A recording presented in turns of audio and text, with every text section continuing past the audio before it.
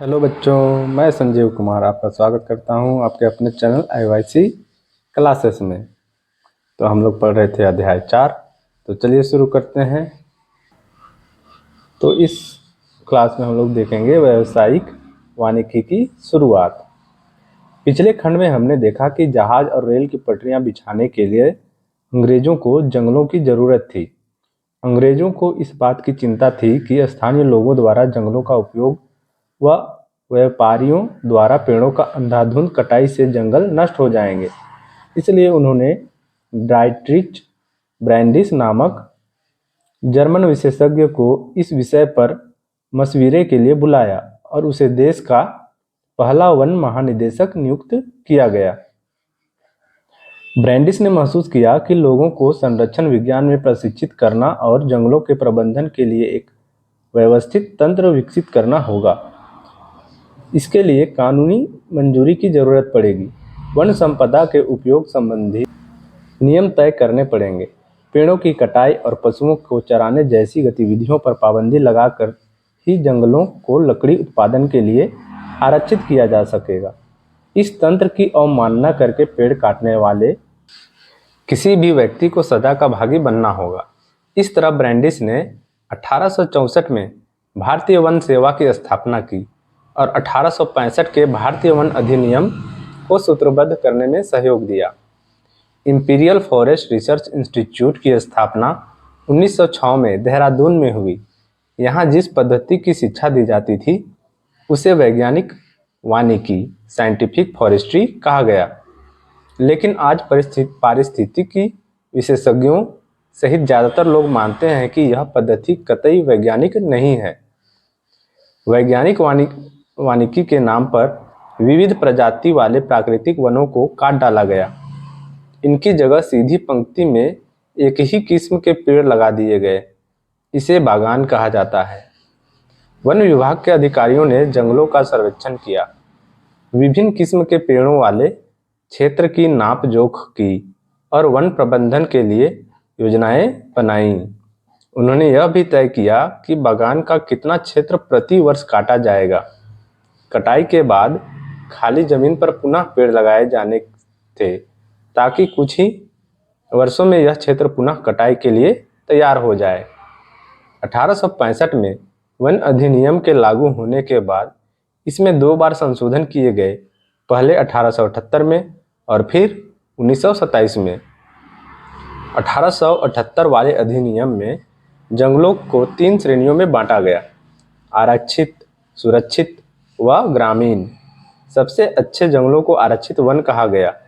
गांव वाले इन जंगलों से अपने उपयोग के लिए कुछ भी नहीं ले जा सकते थे। वे घर बनाने या ईंधन के लिए केवल सुरक्षित या ग्रामीण वनों से ही लकड़ी ले सकते थे। इसके आगे देखते हैं लोगों का जीवन कैसे प्रभावित हुआ। एक अच्छा जंगल कैसा होना चाहिए, इसके बारे में वनपालों और ग्रामीणों के विचार बहुत अलग थे।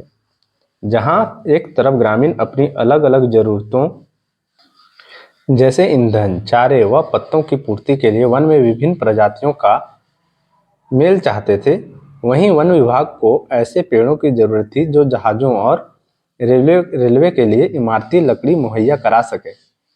ऐसी लकड़ियां जो सख्त, लंबी और सीधी हों। इसलिए सागौन और साल जैसी प्रजातियों को प्रोत्साहित किया गया और दूसरी किस्में काट डाली गईं। वन्य इलाकों में लोग कंदमूल, फल, पत्ते आदि वन उत्पादों का विभिन्न जरूरतों के लिए उपयोग करते हैं। फल और कंद अत्यंत पोषक खाद्य हैं।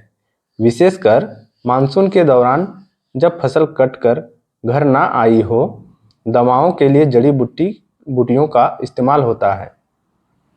लकड़ी का प्रयोग हल जैसे खेती के औजार बनाने में किया जाता है। बांस से बेहतरीन बाड़ें बनाई जा सकती हैं और इसका उपयोग छतरी तथा टोकरी बनाने के लिए भी किया जा सकता है। सूखे हुए कुम्हड़े के खोल का प्रयोग पानी की बोतल के रूप में किया जा सकता है। जंगलों में लगभग सब कुछ उपलब्ध है। पत्तों को जोड़ जोड़कर खाओ फेंको किस्म के पत्तल और दोने बनाए जा सकते हैं। सियादी, बहुरिया, वाहिली की लताओं से रस्सी बनाई जा सकती है।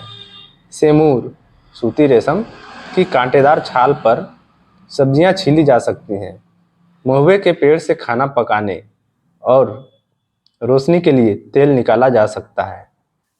वन अधिनियम के चलते देश भर में गांव वालों की मुश्किलें बढ़ गई। इस कानून के बाद घर के लिए लकड़ी काटना, पशुओं को चराना, कंदमूल फल इकट्ठा करना आदि रोजमर्रा की गतिविधियां गैर कानूनी बन गई। अब उनके पास जंगलों से लकड़ी चुराने के अलावा कोई चारा नहीं बचा और पकड़े जाने की स्थिति में वे वन रक्षकों की दया पर होते जो उनसे घूस ऐंठते थे। जलावनी लकड़ी एकत्र करने वाली औरतें विशेष तौर से परेशान रहने लगी। मुफ्त खाने पीने की मांग करके लोगों को तंग करना पुलिस और जंगल के चौकीदार के लिए सामान्य बात थी। देखिए चित्र 12 में दिखाया गया है कि कुछ महिलाएं महुआ के बीज को चुन रही हैं, जो कि उनके लिए एक महत्वपूर्ण वस्तु थी। देखिए चित्र 13 में दिखाया गया है कि महिलाएं तेंदू के पत्तों को इकट्ठा कर रही हैं, जो कि उनके लिए एक मुख्य आय का स्रोत थी। देखिए चित्र 14 में दिखाया गया है कि खलिहानों से अनाज लाते हुए कुछ लोगों को दिखाया गया है, जो कि जंगल से होते हुए आ रहे हैं। खलिहानों से पुरुष टोकरियां में अनाज ला रहे हैं और ये अनाज उनको जंगलों के क्षेत्रों से प्राप्त होती थी। अब आगे देखते हैं हम लोग 2.2 वनों के नियमन से खेती कैसे प्रभावित हुई। यूरोपीय उपनिवेशवाद का सबसे गहरा प्रभाव झूम या घुमंतू खेती की प्रथा पर दिखाई पड़ता है। एशिया, अफ्रीका व दक्षिण अमेरिका के अनेक भागों में यह खेती का एक परंपरागत तरीका है। इसके कई स्थानीय नाम हैं, जैसे दक्षिण पूर्व एशिया में लादिंगा, मध्य अमेरिका में मिल्पा, अफ्रीका में चितमेन या तावी व श्रीलंका में चेना। हिंदुस्तान में घुमंतू खेती के लिए धया, पेंदा, बेवर, नेवड़, झूम, पोड़ू, खंदाद और कुमरी ऐसे ही कुछ स्थानीय नाम हैं। घुमंतू कृषि के लिए जंगल के कुछ भागों को बारी बारी से काटा और जलाया जाता है। मानसून की पहली बारिश के बाद इस राख में बीज बो दिए जाते हैं और अक्टूबर-नवंबर में फसल काटी जाती है। इन खेतों पर एक साल खेती करने के बाद इन्हें 12 से 18 साल तक के लिए परती छोड़ दिया जाता है, जिससे वहां फिर से जंगल पनप जाए।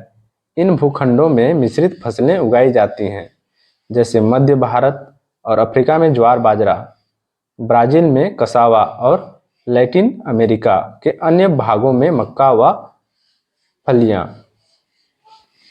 यूरोपीय वन रक्षकों की नज़र में यह तरीका जंगलों के लिए नुकसानदेह था। उन्होंने महसूस किया कि जहां कुछ एक सालों के अंतर पर खेती की जा रही हो, ऐसी जमीन पर रेलवे के लिए इमारती लकड़ी वाले पेड़ नहीं उगाए जा सकते। साथ ही जंगल जलाते समय बाकी बेशकीमती पेड़ों के भी फैलती लपटों की चपेट में आ जाने का खतरा बना रहता है। घुमंतू खेती के कारण सरकार के लिए लगान का हिसाब रखना भी मुश्किल था, इसलिए सरकार ने घुमंतू खेती पर रोक लगाने का फैसला किया। इसके परिणाम स्वरूप अनेक समुदायों को जंगलों में उनके घरों से जबरन विस्थापित कर दिया गया। कुछ को अपना पेशा बदलना पड़ा, तो कुछ ने छोटे बड़े विद्रोहों के जरिए प्रतिरोध किया। देखिए चित्र 16 में दिखाया गया है कि जंगल के पेंदा या पौधों हिस्सों को जलाना, अर्थात ये जो घुमंतू जो प्रकार था खेती करने का, उसी के अंतर्गत एक चित्र दिखाया गया है। शिकार की आज़ादी किसे थी? जंगल संबंधी नए कानूनों ने वनवासियों के जीवन को एक और तरह से प्रभावित किया। वन कानूनों के पहले जंगलों में या उनके आसपास रहने वाले बहुत सारे लोग हिरन, तितर जैसे छोटे मोटे शिकार करके जीवन यापन करते थे। यह पारंपरिक प्रथा अब गैर कानूनी हो गई। शिकार करते हुए पकड़े जाने वालों को अवैध शिकार के लिए दंडित किया जाने लगा। जहां एक तरफ वन कानूनों ने लोगों को शिकार के परंपरागत अधिकार से वंचित किया, वहीं बड़े जानवरों का आखेट एक खेल बन गया। हिंदुस्तान में बाघों और दूसरे जानवरों का शिकार करना सदियों से दरबारी और नवाबी संस्कृति का हिस्सा रहा था। अनेक मुगल कलाकृतियों में शहजादों और सम्राटों को शिकार का मजा लेते हुए दिखाया गया है, किंतु औपनिवेशिक शासन के दौरान शिकार का चलन इस पैमाने तक बढ़ा कि कई प्रजातियां लगभग पूरी तरह लुप्त हो गई। अंग्रेजों की नज़र में बड़े जानवर जंगली बर्बर और आदि समाज के प्रतीक चिन्ह थे। उनका मानना था कि खतरनाक जानवरों को मारकर वे हिंदुस्तान को सभ्य बनाएंगे। बाघ, भेड़िए और दूसरे बड़े जानवरों के शिकार पर यह कहकर इनाम दिए गए कि इनसे किसानों को खतरा है। 1875 से 1925 के बीच इनाम के लालच में 80,000 से ज़्यादा बाघ, 1.5 लाख तेंदुए और 2 लाख भेड़िए मार गिराए गए। धीरे धीरे बाघ के शिकार को एक खेल की ट्रॉफी के रूप में देखा जाने लगा।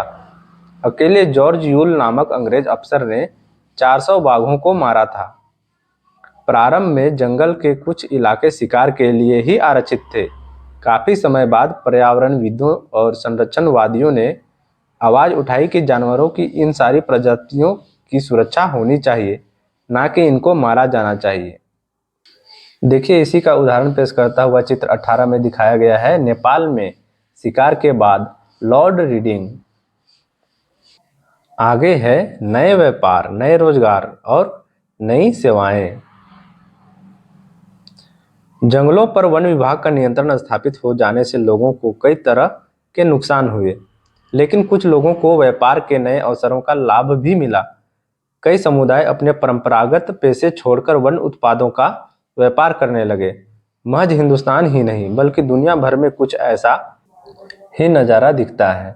उदाहरण के लिए 19वीं सदी के मध्य में ऊंची जगहों पर रहकर मैनियोक उगाने वाले ब्राज़ीली अमेज़न के मुंदुरुक समुदाय के लोगों ने व्यापारियों को रबड़ की आपूर्ति के लिए जंगली रबड़ के वृक्षों से लेटेक्स एकत्र करना प्रारंभ कर दिया। लेटेक्स एक पदार्थ होता है जो कि जंगली रबड़ वाले वृक्षों से प्राप्त होता है, जिसका प्रयोग रबड़ बनाने में किया जाता है। कालांतर में वे व्यापार चौकियों की ओर नीचे उतर आए और पूरी तरह व्यापारियों पर निर्भर हो गए। हिंदुस्तान में वन उत्पादों का व्यापार कोई अनोखी बात नहीं थी। मध्यकाल से ही आदिवासी समुदायों द्वारा बंजारा आदि घुमंतू समुदायों के माध्यम से हाथियों और दूसरे सामान जैसे खाल, सींग, रेशम के कोए, हाथी दांत, बांस, मसाले, रेशे, घास, गोंद और राल के व्यापार के सबूत मिलते हैं। लेकिन अंग्रेजों के आने के बाद व्यापार पूरी तरह सरकारी नियंत्रण में चला गया। ब्रिटिश सरकार ने कई बड़ी यूरोपीय व्यापारिक कंपनियों को विशेष इलाकों में वन उत्पादों के व्यापार की इजारेदारी सौंप दी। स्थानीय लोगों द्वारा शिकार करने और पशुओं को चराने पर बंदिशें लगा दी गई। इस प्रक्रिया में मद्रास प्रेसिडेंसी के कोरावा, कराचा व एरुकुला जैसे अनेक चरवाहे और घुमंतू समुदाय अपनी जीविका से हाथ धो बैठे। इनमें से कुछ को अपराधी कबीले कहा जाने लगा और ये सरकार की निगरानी में फैक्ट्रियों, खदानों व बागानों में काम करने को मजबूर हो गए। काम के नए अवसरों का मतलब यह नहीं था कि उनकी जीवन स्थिति में हमेशा सुधार ही हुआ हो। असम के चाय बागानों में काम करने के लिए झारखंड के संथाल और उरांव व छत्तीसगढ़ के गोंड जैसे आदिवासी मर्द व औरतों दोनों की भर्ती की गई। उनकी मजदूरी बहुत कम थी और कार्य परिस्थितियां उतनी ही खराब। उन्हें उनके गांव से उठाकर भर्ती तो कर लिया गया था, लेकिन उनकी वापसी आसान नहीं थी। तो बच्चों, आज की क्लास में बस इतना ही। इसके आगे के अंक को जानने और समझने के लिए अगले क्लास की प्रतीक्षा कीजिए और आप ज़्यादा से ज़्यादा मेरे चैनल को लाइक, शेयर एंड सब्सक्राइब करेंगे, जिससे कि अन्य बच्चे भी इसका लाभ उठा पाएँ। अगले क्लास तक के लिए आप लोग पढ़ते रहिए।